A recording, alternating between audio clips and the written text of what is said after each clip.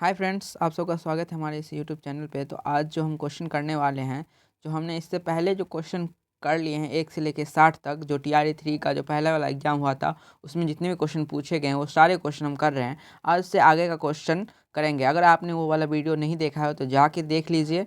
Part 1 part 2 करके ऐसे करके हमारे चैनल पर अपलोड है, वो आप वैसे देख सकते हैं शुरू से लेके। और उसके बाद हमारा जो है यहाँ पे जो 61 नंबर से आज स्टार्ट होगा। तो आज 61 से लेकर नेक्स्ट 30 क्वेश्चन करेंगे। तो उसमें जो हमारा है पहला क्वेश्चन है जो है 61 नंबर पर क्वेश्चन है आज का। तो समान पैटर्न का अनुसरण करते हुए दी गई श्रृंखला में लुप्त अक्षर ज्ञात कीजिए। CLD HV। इसमें जो है समान पैटर्न से जो है सो आपको यहाँ पे जो है से पैटर्न देखना है। देखिए पैटर्न कैसे मिलता है। तो पहले देखिए यहाँ पे C है, L है, D है। तो C में हम क्या करेंगे, यहाँ पे D जो है इसका 1 का स्क्वायर करिए तो कितना हो जाएगा 1। तो यहाँ पे अगर C में 1 जोड़ेंगे तो क्या हो जाएगा, वहाँ पे D होगा। और D का फिर 2 का स्क्वायर करिए तो क्या हो जाएगा 4। और यहाँ पे +4 करना है इधर, तो D का EFGH क्या हो गया, H हो गया। ठीक है, ऐसे करके ये इसका पैटर्न बनेगा। अब जो हमारा जो है सो जो इसका जो पैटर्न बनेगा ना L का, और तो यहाँ पे क्या हो जाएगा L के बाद आप जो है सो जो है 4 को जोड़िए तो L क्या होगा, LMNOP क्या हो जाएगा, यहाँ पे MNOP, यहाँ पे क्या हो जाएगा P के बाद आप 6 जो है सो इसमें प्लस करिए तो क्या होगा PQRSTUV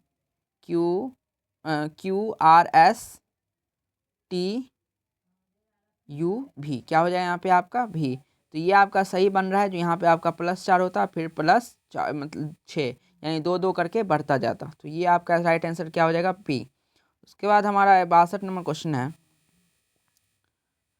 आप जो मैं बना रहा हूँ, जिस प्रकार बना रहा हूँ आप वो भी देख सकते हैं जो कैसे बनता है। एक वस्तु के क्रय मूल्य 900 रुपया पर 20%, 30% और 40% क्रमिक छूट मिलती है तो छूट के बाद वस्तु की कीमत। तो यहाँ पे आप देख रहे होंगे इसका जो राइट आंसर हो जाएगा ना आपका, वो हो जाएगा 302.4 रुपया। ठीक है, और इस ये बनेगा क्रमिक छूट हम कैसे निकालेंगे। तो क्रमिक छूट निकालने के लिए आप देखिए क्या है, इस 900 है, किस पे क्रमिक छूट दिया जा रहा है, एक मिनट, हाँ किस पे दिया रहा है, 900 पे क्रमिक छूट दिया जा रहा है। ठीक है, अब 900 पे क्रमिक छूट दिया जा रहा है तो यहाँ पे हम करेंगे इसका जो कितना परसेंट होगा, 900 का हो जाए तो इसका क्या 80, इसका निकालेंगे क्रमिक छूट। उसके बाद हमारा क्या निकलेगा, इसका 80 के बाद जो है 30 जाएगा, 100 में से 30 तो 70, ऐसे करके 40 क्या होगा ×100। ऐसे करके हम इसको सॉल्व करेंगे। क्रमिक छूट ऐसे निकाला जाता है, आप इस प्रकार से सॉल्व कर सकते हैं। तो इसको अगर आप सॉल्व करिएगा तो पूरा सॉल्व करके आपको इतना ही निकलेगा। अब जाके आप इसको सॉल्यूशन सॉल्व कर सकते हैं इस प्रकार। 63 नंबर क्वेश्चन है, प्रथम 5 अभाज्य संख्याओं का योग है। प्रथम 5 अभाज्य संख्याओं का योग है ये 26, B 18, C 28। तो इसका आंसर जो हो जाएगा कितना हो जाएगा आपका C 28। प्रथम 5 अभाज्य संख्याओं का योग देख सकते हैं। पहला क्या होगा, सबसे छोटी अभाज्य संख्या 2 है। उसके बाद मतलब जो प्रथम जो शुरू से लेके आपके 3, उसके बाद आ गया 5, उसके बाद हो गया 7, उसके बाद आपका क्या हो गया 11। ये सबको जोड़िएगा तो कितना आ जाएगा आपको 28। उसके बाद आप चलिए अगले क्वेश्चन पे। 64 नंबर क्वेश्चन है, 3 संख्याएं 3:4:5 के अनुपात में हैं और उनका लौसौ 2400 है तो उनका मौसौ क्या होगा। ये क्वेश्चन है, आप देख सकते हैं। तो देखिए संख्या का अनुपात है तो आपको कुछ नहीं करना है, अनुपात है तो यहाँ पे x लगा लीजिए, 3x 4x और 5x। ठीक है, ये आपको ऐसे करके आपको बनाना है। ये टोटल संख्या हो गया। और टोटल संख्या में ना आपको लॉसो फाइंड करना है। तो इसका लॉसो कितना हो जाएगा पता है आपके, इसमें से कॉमन तो x है, फिर आपका हो गया ये 3, ये 4, ये 5। इसका जो आपका लॉसो निकलेगा 4 तिया 12, 12 पंचे 60x। मैं आपको बनाने का तरीका बता रहा हूँ, आप देख सकते हो। यहाँ पे 60x क्या हो गया, इसका लॉसो हो गया। और इसका एक मिथ है, देखिए मौसो जो है ना इसका कितना कॉमन है, इसमें मौसो जो क्या होगा, इसका जो कॉमन होगा तो मौसो क्या है x है। इसका मौसो क्या हो गया x, जो तीनों में कॉमन है तो क्या है x कॉमन है। तो आप इसका जो मौसो है वो आपका क्या है x, और इसका जो लॉसो है वो आपका कितना हो गया 60x है। ठीक, आप जो यहाँ पे है तो इसका जो लॉसो जो है ना सो आपका दिया हुआ है। ठीक है, तो 60x बराबर जो है सो आपको 2400 दिया हुआ है। 60x जो है सो आपको 2400 दिया हुआ है, तो x इसका आपका कितना आ जाएगा 40, x कितना आ जाएगा आपका 6×4 = 24, 40 आ जाएगा। तो यानी इसका जो 900 हुआ ना सो कितना हो गया 40। ठीक है, ये आपका बनाने का तरीका है, मैं साथ साथ तरीका भी बताते जा रहा हूँ, तो सिर्फ आपको आंसर नहीं ध्यान में रखना है, आप जिस तरीका समझ जाइएगा तो इस प्रकार के कितने क्वेश्चन आप बना सकते हो। 65 नंबर क्वेश्चन है 4.036 को 0.04 से विभाजित करने पर प्राप्त होता है। आप इसमें से जो है आपको क्या प्राप्त होगा इससे आप डिवाइड करिएगा, तो ये डिवाइड आप करके अपना बना सकते हैं। इसका आंसर जो होगा 100.9 आंसर होगा। उसके बाद हमारा अगला क्वेश्चन है 66। जो मैं समझूंगा जिसमें एक्सप्लेन करने वाली बात होगी मैं उसमें आपको एक्सप्लेन करके मैं बता दूंगा, और अगर डाउट रह जाता है तो आप कमेंट में जो है सो क्वेश्चन कर सकते हैं, मैं अगले वीडियो में उसे सॉल्व करने की कोशिश करूंगा। अब देखिए यहाँ पे 0.0026 का घनमूल क्या होगा। अब इसका घनमूल क्या है हमको पता लगाना है, तो आप पहले इसको देखिए, पहले इसको पॉइंट से हटा लेते हैं हम। तो यहाँ पे 1 3 3 6 तो 0 हो जाएगा। ठीक है, अब देखिए यहाँ पे तो ये जो है हुआ यहाँ के 216 हो गया ना, ऊपर में क्या हो गया 216, और ये पे जो है सो 0। उसके बाद जो हमारा है ना 100, देखिए 216 किसका है, तो ये 6 का क्यू है, आपको क्यू याद रखना पड़ेगा पहले। तो ये 6 का क्यू है, और ये जो आपका जो इतना है ना, ये जो है आपका 10 लाख जो है सो 100 का क्यू है। क्या ये 100 का क्यू है। अब ये 100 का क्यू है और ये 6 का क्यू है, तो 6 और 100 का क्यू में आपको क्या करना है, इसमें क्या फाइंड करना है, जो है आपका जो है सो घनमूल फाइंड करना है। तो 6 ऊपर में कितना हो गया आपका 6 और 100, ये जो है आपका ये क्यू जो है ना आपका जो क्यू कट उसका जो आपका जो ये निकालना था, इसका घनमूल जो निकालना था वो आपका कितना निकल जाए 6/100। लेकिन ये मांग रहा है, इसमें क्या मांग रहा है पॉइंट में, तो आप यहाँ पे आराम से लिख सकते हैं 0.06 इसका आंसर हो जाएगा। 0.06 इसका राइट आंसर हो जाएगा 66 का। उसके बाद है 67 नंबर क्वेश्चन है 5 संख्याओं का औसत 27 है, यदि एक संख्या हटा दी जाए तो औसत 25 हो जाता है, निकाली गई संख्या क्या है। अब देखिए ये भी क्वेश्चन सब है, औसत की क्वेश्चन है, तो इसको कैसे बनाएंगे। तो देखिए टोटल कितनी है संख्याओं का औसत कितना है 27 है, ठीक। और इसका जो है सो यदि एक संख्या हटा दी जाए तो औसत 25 हो जाती है। अगर एक संख्या हटा दी जाती है तो जो है सो क्या हो जाती है औसत 25 हो जाती है, अगर एक संख्या हटा दी जाती है तो 5 संख्याओं का औसत। तो पहले तो अगर हम इससे औसत में से अगर संख्याओं का जो जितने संख्या है तो उससे हम करते हैं उसका क्या निकल जाता है, टोटल निकल जाता है। टोटल जो है सो इसका योग कितना होगा, 27 औसत है और उसकी संख्या 5 संख्या है, तो इसका तो हम योग निकल जाएगा, योग कितना होगा। हटाए तो औसत उसका 25 हो जाता है, यानी अगर एक संख्या हटता है ना तो इसका औसत कितना हो जाएगा 25, और एक हटा तो संख्या बचा कितना 4। तो अब यहाँ पे देखिए इसका योग टोटल है, इसका योग अगर हम घटा देते हैं तो उसका क्या रियल जो संख्या जो निकाला गया है वो हमें पता चल जाएगा। तो आप जो इसका चलेगा ना 135 27 5 135 और 25 चौका 100, ये फाइंड करेंगे तो इसका क्या 35 आंसर राइट आंसर हो जाएगा। कहाँ है इसका आंसर, यहाँ पे है आपका ए हो जाएगा ए। चलिए आगे 68 नंबर 34 47 29 41 33 69 का माध्य है, इसका माध्य फाइंड करना है। और माध्य का भी आपका फॉर्मूला है सभी प्रेक्षणों का योग बटा सभी प्रेक्षणों की संख्या, तो उस प्रकार आप बना सकते हैं। लेकिन इसमें जो है कोई इसका आंसर नहीं होगा, इसका जो राइट आंसर होगा 42.16 होगा। इसका क्या हो जाएगा ई, उपयुक्त में से कोई नहीं। 69 नंबर क्वेश्चन है 2 सह अभाज्य संख्याओं का गुणनफल 117 है, तो उनका लॉस होना चाहिए। 2 सह अभाज्य संख्याओं का गुणनफल 117 है, ठीक। 2 सह अभाज्य संख्याओं का क्या है गुणनफल 117 है। तो उसका क्या फाइंड करना है आपको, का लॉस होना चाहिए। तो 2 सह अभाज्य संख्याओं का गुणनफल 117 है, तो उसका लॉस भी क्या होना उतना ही होगा 117। 2 संख्या का अभाज्य संख्या का लॉस संख्याओं का गुणनफल ही होता है, उसका भी क्या हो जाएगा। उसका देखिए जो अभाज्य संख्या किसी से मतलब वो कटेगा ही नहीं, तो जो इसका गुणनफल होगा ना तो उनका जो है वही उसका क्या हो जाएगा लॉस हो जाएगा, ठीक है।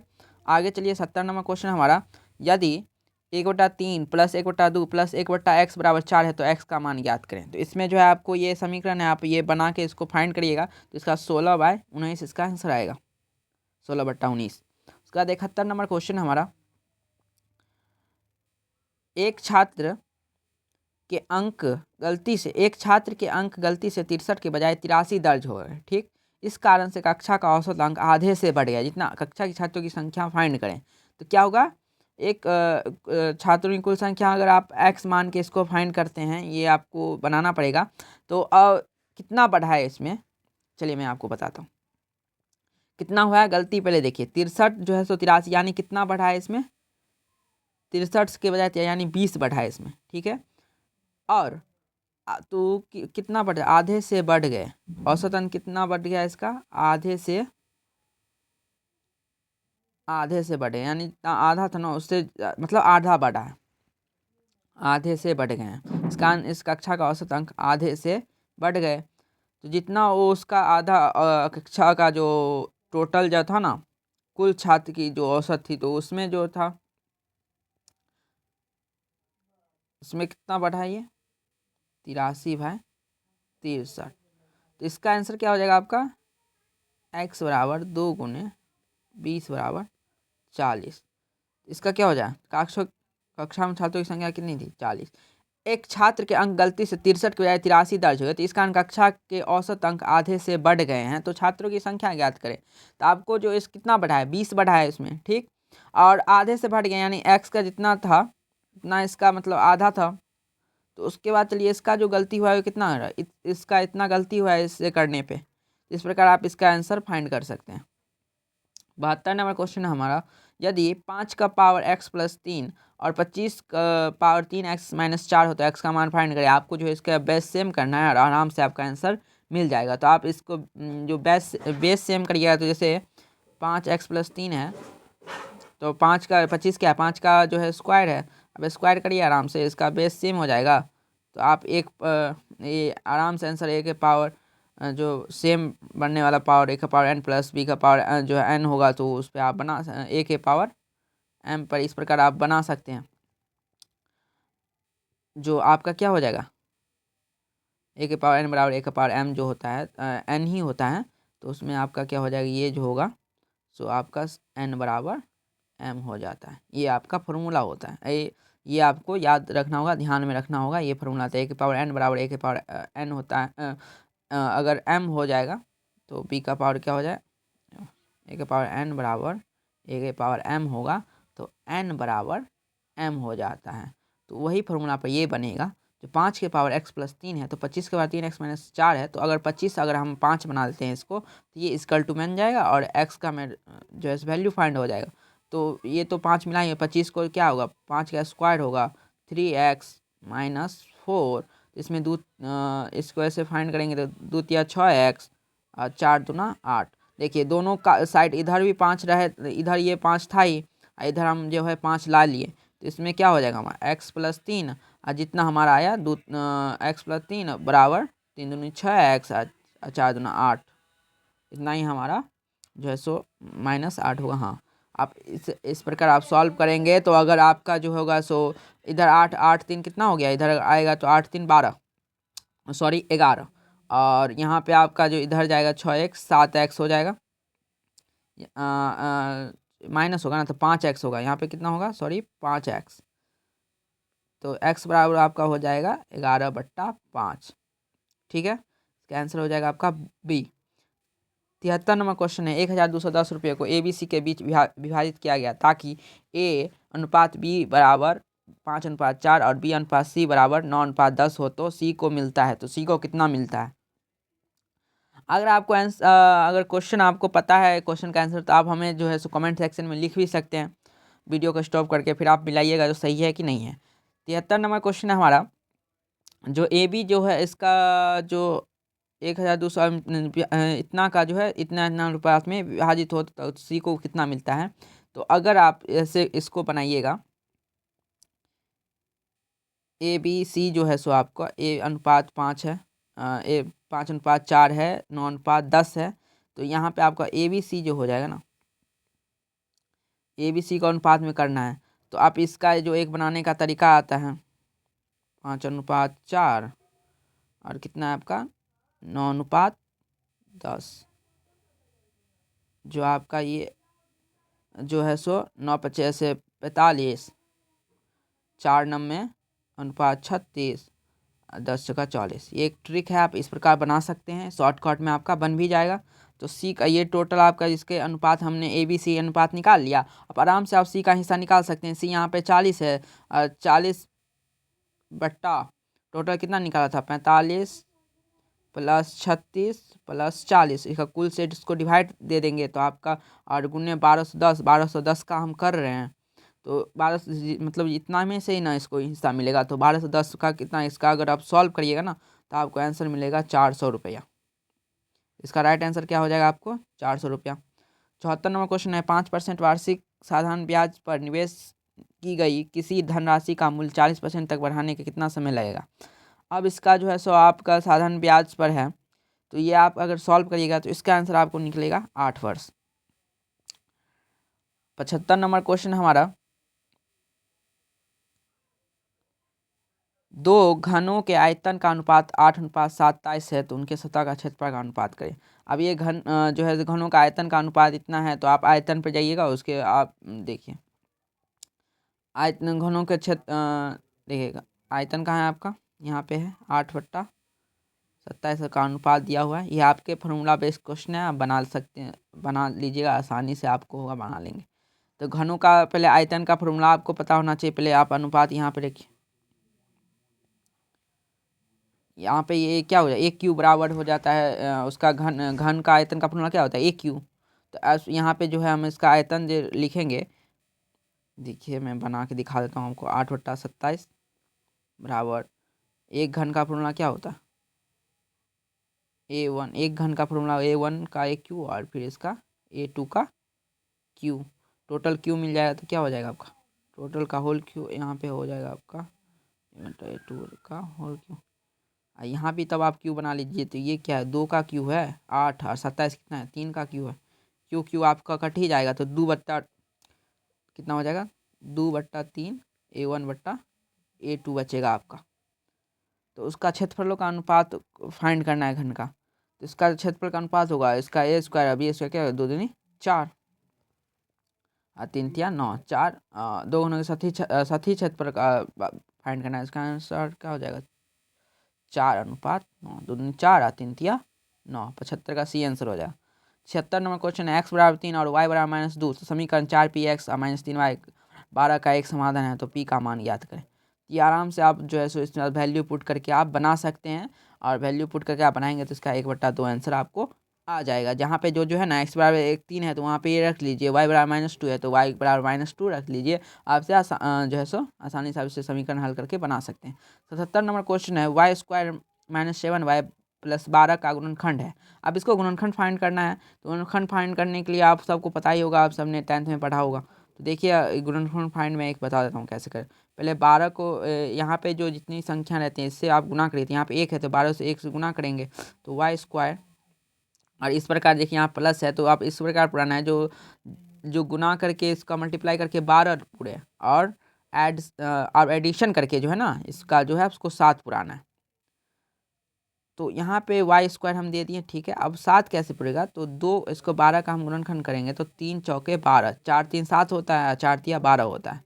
तो वहीं पे आपको 3y यहाँ पे और -4y देखिए जोड़ के ही पूर रहा है 7 और गुना करके कितना पूरा है 12, 4 3 7 बराबर 12। अब इस प्रकार फाइंड करिए, इसमें कॉमन है ये y-3 -4 कॉमन हुआ है तो y-3 यहाँ पे कॉमन हो गया। दोनों y-3 y-4 जो है हम इस पर y-3 इधर से कॉमन ले लिए, इधर y-4 हो गया। तो ये हमारा जो आपका जो गुणनखंड निकला ये y-4/y-3। तो y-3 कितना इसका आंसर हो निकला था हमारा y-4 और y-3।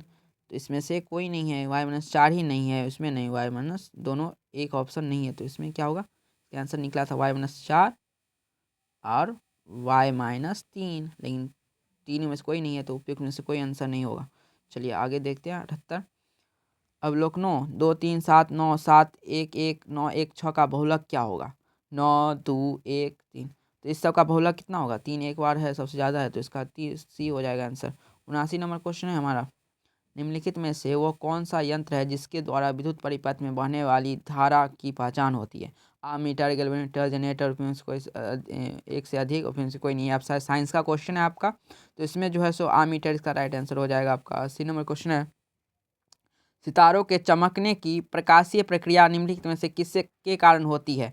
पूर्ण अपवर्तन, बी वातावरणीय परावर्तन, सी वातावरणीय अपवर्तन, डी उपयोग में से एक से अधिक, ई उपयोग में से कोई नहीं। तो इसका क्या होगा? वातावरणीय अपवर्तन के कारण जो है सो प्रकाश की सितारों की चमकने की प्रक्रिया होती है। 81 नंबर क्वेश्चन है, पार्सलीन मग में गर्म चाय पीना सुविधाजनक है स्टील के गिलास की तुलना में, क्योंकि स्टील के गिलास चाय तेजी से ठंडी हो जाएगी, बी पार्सलिन मग में हैंडल होता है, सी पार्सलिन उष्मा का कुचालक होता है, उपयोग में से एक से अधिक, उपयोग में से कोई नहीं। तो 81 का आंसर जो हो जाएगा ना, वो आपका क्या हो जाएगा?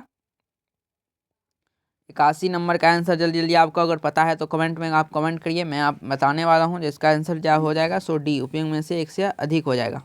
ठीक है, उसके बाद है 82 नंबर है आपका, अवतल दर्पण द्वारा बनाया हुआ प्रतिबिंब।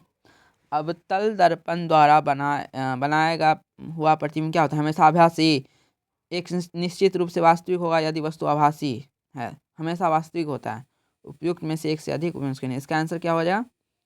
उपयुक्त में से कोई नहीं। तो अवतल दर्पण द्वारा बनाया गया प्रतिबिंब कैसा होता है? आप सब कमेंट करिएगा।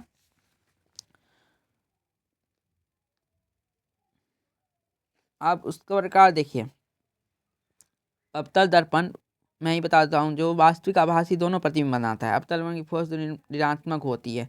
अब जो वास्तविक और आभासी क्या होता है? दोनों बनाता है, और कंडीशन पे निर्भर करता है जो आप यहाँ पे वस्तु रखते हैं किस प्रकार कहाँ बनता है। ठीक है, उसके बाद हमारा जो 83 नंबर क्वेश्चन है, निम्नलिखित में से कौन सा एफोटेरिक अणुओं में शामिल है? निम्नलिखित में कौन सा एफोटेरिक अणुओं में शामिल है? जल, एसिटिक अम्ल, मौलिक अम्ल, उपयोग से एक से अधिक। तो क्या होगा? जल। इसका 83 का आंसर क्या हो जाएगा? जल एक एफोटेरिक अणु है। उसके बाद है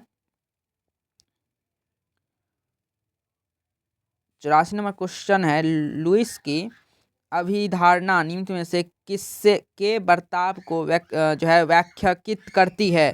प्रोटोनिक एसिड, क्षार, लवण, उपयोग से एक से अधिक, उपयोग से कोई नहीं। तो इसका जो आंसर हो जाएगा ना, ई हो जाएगा, उपयुक्त में से कोई नहीं। लुईस की अम्ल क्षार अभिधारणा इलेक्ट्रॉन के ग्रहण एवं त्याग पर आधारित है। क्या है? इलेक्ट्रॉन के ग्रहण और एवं त्याग पर आधारित है। लुईस के अनुसार वे सभी कण जो इलेक्ट्रॉन जोड़ा ग्रहण करते हैं अम्ल होते हैं। जो इलेक्ट्रॉन लुईस के अनुसार क्या है? जो अम्ल ग्रहण करते हैं ना, जो है सो जो वे सभी कण जो इलेक्ट्रॉन जोड़ा ग्रहण करते हैं, जो इलेक्ट्रॉन को जो ग्रहण करते हैं ना, वो क्या होते हैं? अम्ल होते हैं। तथा जो इलेक्ट्रॉन को त्याग करते हैं वो क्या होते हैं? क्षारीय प्रकृति के होते हैं। तो लुईस के किसके वर्ताव को व्यक्तित करती है? तो वो क्या करती है? क्षार को करती है और अम्ल को, दोनों को करती है। लुईस की अवधारणा किसके बर्ताव को व्यक्तित्व करती है? तो दोनों को करती है। तो इसका 84 का जो आंसर हो जाएगा आपका क्या हो जाएगा? ई। उसके बाद हमारा जो है सो 85 नंबर क्वेश्चन जो है,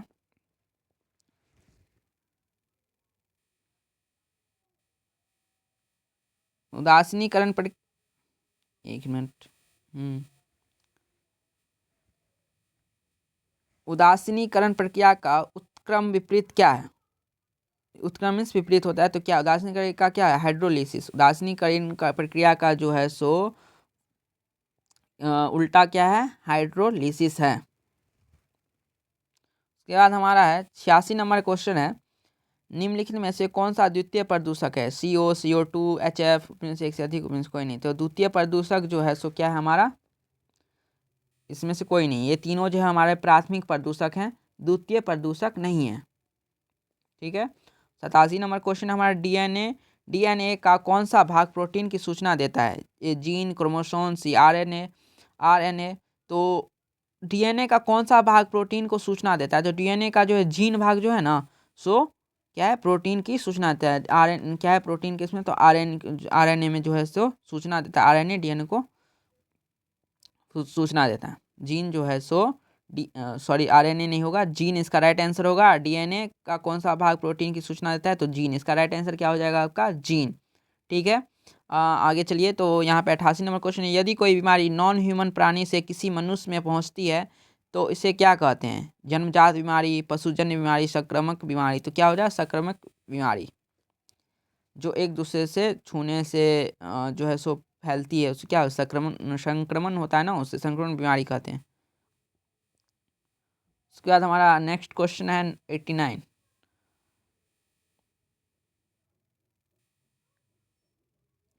नीच में से कौन सा अजैविक कारक नहीं है? 49 आर्द्रता, जंतु। तो अजैविक कारक नहीं है, तो इसका क्या आंसर होगा? सी। 90 नंबर क्वेश्चन हमारा आज का लास्ट क्वेश्चन है, वायु प्रदूषण का प्रभाव प्राय निम्नलिखित में से किस पर पाया जाता है? पत्तियों पर, फूलों पर, तनों पर, उपयों से एक से अधिक। तो इसका क्या हो जाएगा? पौधों में वायु प्रदूषण का प्रभाव जो है तना, फूल तथा पत्तियां सभी पर पड़ता है। तो इसका राइट आंसर क्या हो जाएगा? डी आंसर हो जाएगा। तो आज हमने देखा 61 से लेके 90 तक के क्वेश्चन किए हैं। कल जो हमसे 91 से जितना हम जो आगे होगा, यानी जो टोटल जो हमारा क्वेश्चन होगा ना, वो हम करेंगे। अगर आप 90 से आगे जितने हमारे 30 क्वेश्चन होंगे, 120 तक जो है, 90 से 120 तक हम अगले वीडियो में जो है सो क्वेश्चन करेंगे। अगर आपने इससे पहले वाला वीडियो नहीं देखा हो, जाके देख लीजिए। सारे क्वेश्चन जो हैं सो क्वेश्चन कराए गए हैं इससे पहले वाले। और ये मैं फिर से बता दे रहा हूँ, TRE 3 का जो पहला एग्ज़ाम हुआ था उसका ये जो है सो प्रश्न है। और हमारे लिए बिहार बोर्ड के जितने भी BPSC TRE के जितने भी क्वेश्चन हैं वो सारे इंपॉर्टेंट हैं, तो आपको सारे करने हैं। और इस चैनल पे सारे क्वेश्चन भी आपको कराए जाएंगे, प्रीवियस ईयर भी कराए जाएंगे, प्रीवियस क्वेश्चन भी कराए जाएंगे, और जो हमारे जो प्रैक्टिस क्वेश्चन है वो भी आपको कराए जाएंगे सब्जेक्ट वाइज। तो बने रहिएगा। अगर चैनल पे नहीं हो तो चैनल को सब्सक्राइब कर लें, और बेल आइकन को जो है बेल आइकन पर क्लिक करके जो है सो नोटिफिकेशन ऑन कर लें। जो मैं वीडियो डालूँ तो आप पे नोटिफिकेशन चला जाए। वीडियो अच्छा लगा हो तो लाइक करिएगा, शेयर करिएगा, और कमेंट जरूर करिएगा। कमेंट से जो मोटिवेशन मिलती है, और फिर जो मैं अच्छे से और अच्छे से बता पाता हूँ। ठीक है, बाय, स्टे ट्यून्ड। फिर मिलेंगे नेक्स्ट वीडियो में।